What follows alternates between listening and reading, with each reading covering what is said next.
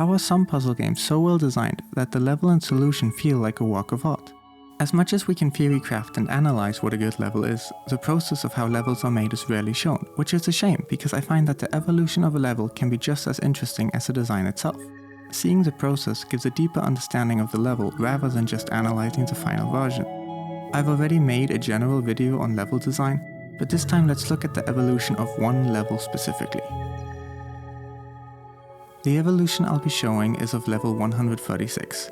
An overview of the mechanics present will comprise of: to complete a level, every character has to get to its respective goal. Color characters can only be on their own color, this includes their boxes, so the blue guy can step on the blue box. A colored box cannot be on its own color. Every character can go on the white box, which can respectively be on every tile. A character will step on the box if it can, and only push it if it can't step on it. And finally, ice tiles, anything that moves on ice keeps going unless blocked. The idea of level 136 was a level placed towards the end of World 5, meaning the level needs a white box and an interesting interaction with it.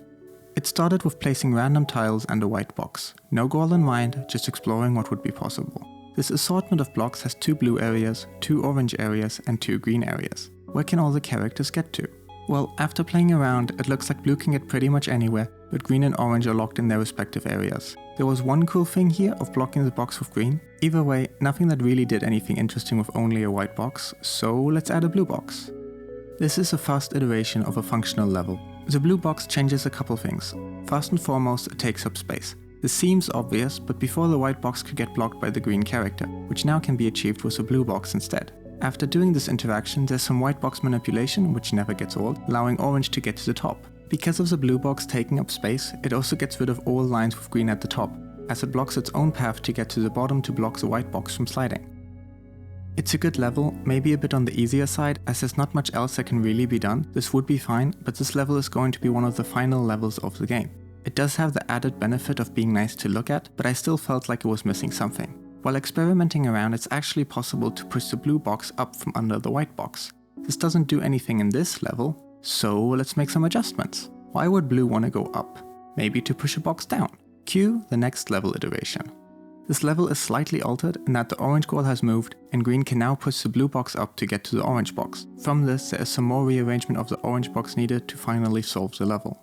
Also, some blue tiles on the sides have been taken away as they were no longer needed. The main interesting thing of this level was the last orange box section. Having orange have to go on the white box and not on the orange box just for rearrangement to then go on the orange box last. I didn't like that you could get it wrong first, undo a bit and then get it right. And really the main tile that is the issue is the green tile here, so it was updated to blue to force that interaction. Again, this level is basically identical except for the tile here, which was turned from green to blue. This really only accomplishes one thing, and that is that green cannot push the orange box back in. This got rid of too many options now though, turning the level into a follow the only steps you can do level. So back to the core. The original level had green blocking the white box and the idea of having every character get to their separate areas. The next level had the blue box blocking the white box and then pushing the box up with green. The only reason this isn't really possible is because of the orange ice, which has stayed since the very first iteration of the level. Removing it allows for green to be at the top section to block the box and then travel with the white box to the bottom section. And fast forward a bit, minor tweaks here and there, make this level. The main difference here is that the orange ice was removed. The orange box still has to get to the same space as before, blue still needs to get to the top. A bigger change that happened here is the green goal. Green now has to get across a pink tile, which means that the white box has to be placed on it for green to get to its goal. Another big change is the other green ice tile. This one serves 2 separate purposes. The first one is pushing a box from the bottom now goes all the way to the top. All other solutions had the blue box stop here to then push the blue guy one up on the white box and then push up with green. Having the extra ice means that you can't get orange into the white box when pushing blue and white up. The setup of having to push the white box to get blue into the blue box to push it up with green still kind of happens, just shifted slightly downwards, but it is still the same thing. What this also means is that in the middle section of the solution, the orange box needs to be pushed to block the white box. Instead of simply building a bridge for orange, it's necessary to use it as a blocking mechanism. Which means that within the level, one first blocks a blue box with a character, and then you block the white box with the orange box, making a neat box stack. I love this. The second main difference it makes is that one no longer needs a white box on the blue tile here to push the orange box across. but now blue can do it all on its own without needing green's help. The pink tile is there to prevent blue from being able to block the white box and has the same solution at the end as the previous levels. The new ending of the solution is slightly more interesting as well. Instead of slowly moving these boxes into position so that orange can get across, the white box gets pushed to the pink square with orange on it. Having explained it all, let's just watch it play out.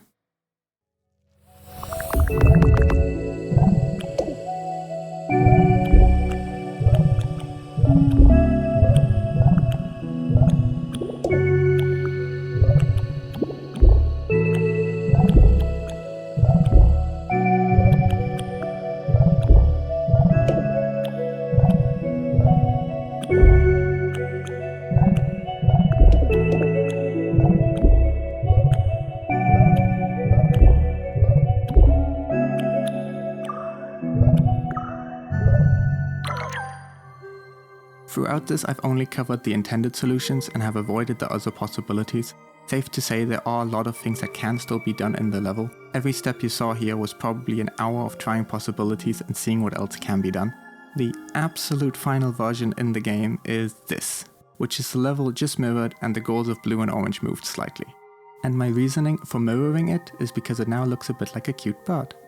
The only reason this is the final iteration is because I didn't have more time to make more iterations because, you know, a puzzle game needs more than one level. I hope you enjoyed this in-depth look at level 136 of Colorboration.